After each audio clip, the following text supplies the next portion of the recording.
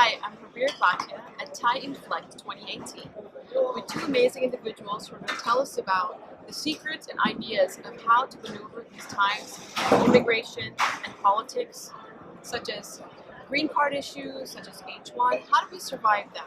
So I'm going to talk to you about secrets and insights and how we can help you get through these times. Let's meet Skip and Jeff from CanAm Enterprises and hear what they had to say during their session. So welcome, guys. Thank you so much for being here. Now, tell us, what have you heard or what's really happening in the space today that requires us to investigate this new path to citizenship or green cards? Well, we all know that in today's political climate, the immigration opportunities to come to the U.S. are becoming more and more limited. And there are a lot of people trying to get here or who are already in the United States on different kinds of visas that are at risk of either not being able to get here or being sent home.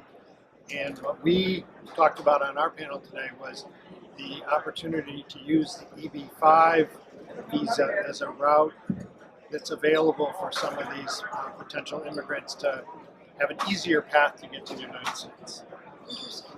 Now, how do you see your organization possibly helping that scenario?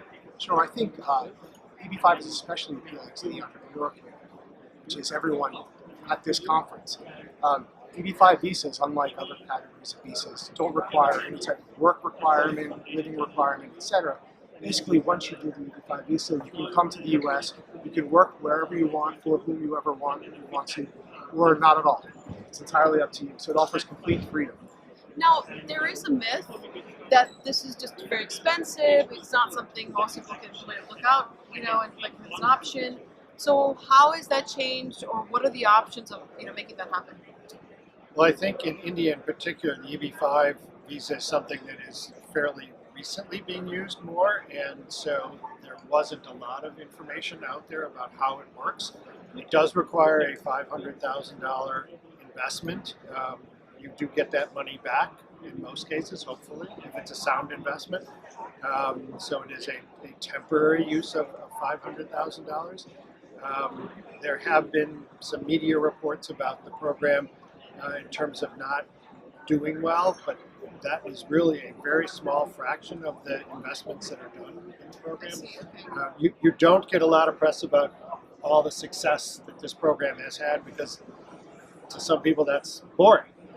But in our business, we've had a lot of success, and it is now time that people in India are finding out about it. Oh, I appreciate that. We've helped over 4,000 investor families move to the U.S., and nearly $1 billion we've repaid to investors so far as well.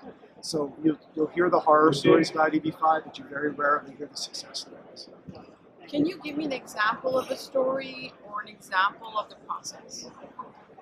Sure. I mean, I think in general, the EB-5 process is you make an investment into a job-creating entity in the U.S. So many of these projects are construction related.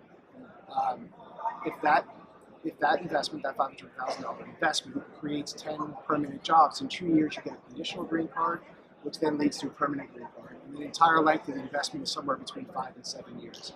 When, if everything goes well, you'll get your capital. Interesting, and that's exactly what they tell you, that your green card or even an application for a green card in itself is a minimum of 12 years. So this is a far better option. Now, can you share some other scenarios of the kind of success you've seen? Well, in a number of transactions, the families that are making these investments, as Jeff said, can move here when they get their conditional green card and settle here and do whatever they wanted to do in the United States, and then they get their money back in 5-6 years or so. And then after they actually get their permanent green card, there is a path to citizenship, which isn't the case with some of the other visa opportunities. So 5 years after they first arrive, they can also, once they get their permanent green card, apply to be a U.S. citizen. In India, the typical, we saw this program really start to grow in the last few years. The typical profile of an Indian investor would be someone whose kid is coming to the U.S. to go to school. So the parents are paying $300,000 to $400,000 to send their kids for education. But then when the kid graduates from college, they're beholden to a company now to work on an H-1B. They can't leave. They're stuck there for potentially 10 to 15 years or find someone else to sponsor them. So a lot of parents who have the means, and obviously $500,000 is a lot of money, they have the means, they said, okay, we can invest this, hopefully securely, and now my child, as well as getting an education in the U.S., can stay and work for whomever they want. I see.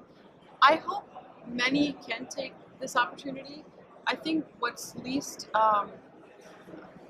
really the next step is people should really take the steps to find out. I think that's the challenge. There's been a lot of concern about what's really possible, what's not possible, but it sounds like there are so many myths that have prevented people from actually even getting the right information and going to the right places to get that information. That's a great point, because I think one thing we stressed in our program is the importance of engaging professionals to help you through this process.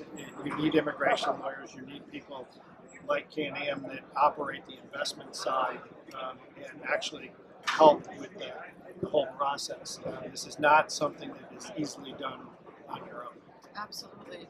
Well, thank you, visitors, and thank you all Thank you. for coming Thank you. in and speaking at the conference today. I think it was a very good opportunity for our attendees to find out more. And I'm sure also for employers who are looking for ways to help their employees or partners. So everyone, thank you so much. I hope this was valuable. Check out CanAm Enterprises for more information.